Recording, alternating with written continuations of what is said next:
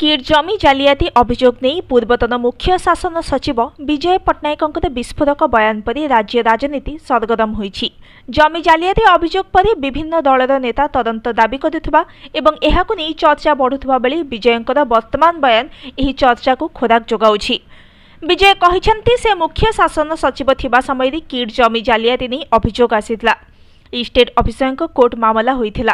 सरकारी जमी जंगल जमी जबरदखल बिना अप्रूवाल निर्माण अभियोग आसीथिला। अभियोग आसिबा परे आईन अनुसार कार्यानुष्ठान निया जाइथिला और निर्देश दिया जाइथिला। 2010 रु 2012 2013 भितर ए सबु अभियोग आसीथिला। परे परे बीजेडी टिकेट रे अच्युत सामंत राज्यसभा जाइथिले। एथिरे संदेह नाही जे बीजेडी सरकार तांको अहेतुक अनुकंपा देखाइथिले। एबे राज्य रे सरकार बदलिछि। बीजेपी सरकार देखाइबा दरकार जे सेमाने बीजेडी ठारू भिन्न। किट रे दुर्भाग्यजनक घटना घटी। यह साधारण घटना नुहे, आशालीन और अरुचिकर मंतव्य दिए जाइछि नेपाल उपरे।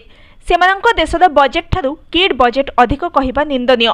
ओडिशा सरकार देखाई देबा दरकार जे देश उपरे कथा आसिले काहाकू छड़ा जिबा उचित नुहे। दृष्टांतमूलक कार्यानुष्ठान किट विरोध रे नेबा दरकार, नचेत विदेशी छात्र छात्री ओडिशा आसिबा पढ़िबा पई भय करिवे बोली पूर्वतन मुख्य शासन सचिव चेताई दैछन्ति। एही अवसर रे सरकार को विजय पट्टनायक केते गुडिये परामर्श देउछन्ति। सेगुड़िक हेउछि किट को डीम्ड यूनिवर्सिटी मान्यता दिए जिवो ना नाही से नै भारत सरकार और राज्य सरकार कारण दर्शाओ नोटिस जारी करिबा कथा। विश्वविद्यालय आईन ने संशोधन किंबा नुआ नियम आसु। राज्यपाल ऑफिस रे सीधा सड़क जेपरी छात्र छात्री अभियोग करि परिबे, कारण किट घटना पर विदेशी छात्र छात्री ओडिशा आसी पढ़िबाकू एबे भय करिबे। Bureau report, news today.